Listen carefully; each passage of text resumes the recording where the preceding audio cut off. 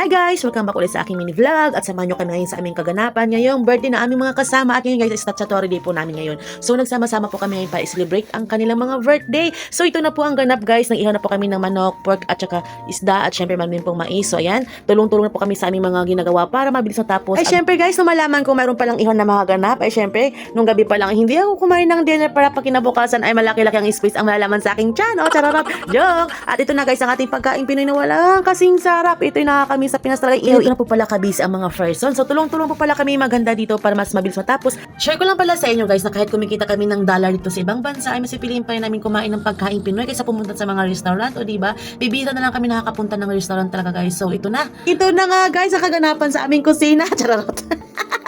So ayan guys, nagugas po kami ng kamay guys ha. Malinis po yung mga kamay natin dyan guys. So syempre habang ginagawa namin to ay may konting tikim-tikim at syempre may kasama na rin marites. Ayan talaga mga Pinoy guys, hindi maiwasan ang magkamaritesan. Syempre, marites sa ating mga amo at sa ating mga buhay-buhay. Ganyan talagang buhay guys, diba? At sa mga oras na to guys, talaga nakakagutom na dahil ang bango talaga ng ating mga ulam. So ayan guys, ganito lang ating buhay bilang isang FW. Enjoy natin ang ating buhay kasi minsan tayo mabuhay sa mundo.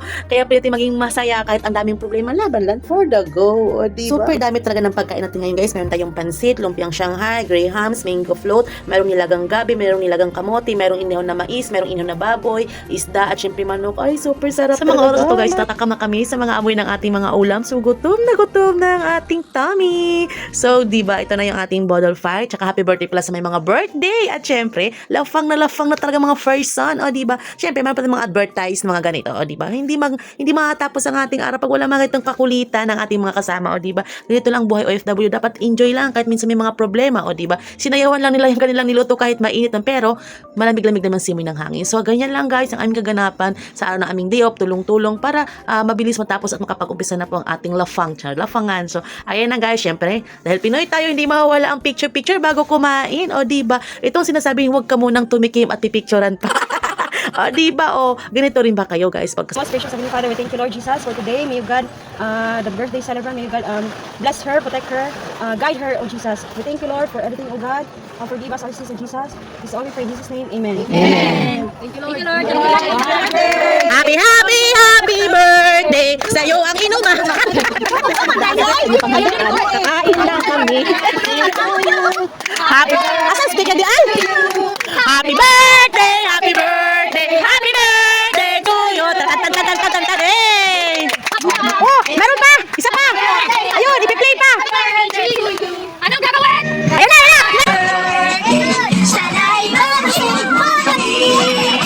Happy birthday. Sa'yo ang inumin, sa'yo ang kulutan. Happy birthday.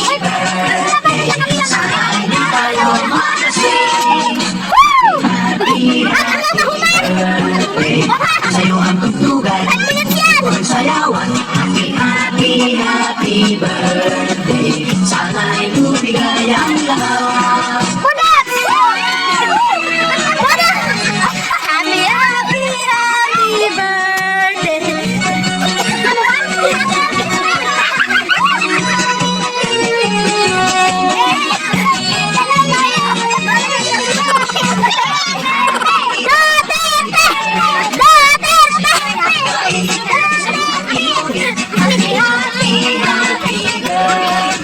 Sana'y malusog mo kami. Happy birthday.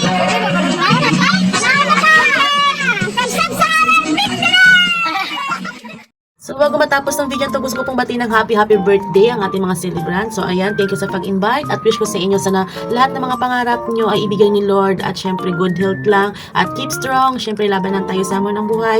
Mukhang napapahaba na ata guys ang ating video ngayong araw at syempre napapasubo tayo sa ating voice over na malupitan. Chararot. So ayun guys, paano ba hanggang dito na lang muna ang ating mini vlog at see you sa ating next na i-upload ng mga video. Thank you guys sa pagsama sa aking mga kaganapan sa aking mga day off. At sana huwag kayong magsawang manood at panoorin ng aking mga video kahit hindi naman ganun ka-perfect ang pag-edit guys. Pero syempre, dahil smart creator tayo, try lang tayo hanggang sa maging ma-perfect natin. Wala namang perfect guys, pero at least matry mo yung best mo na mapaayos ang pag-edit at pag-upload ng ating mga video. Paano ba yan guys? Hanggang dito lang muna ating video. See you in my next vlog. Bye. Thank you!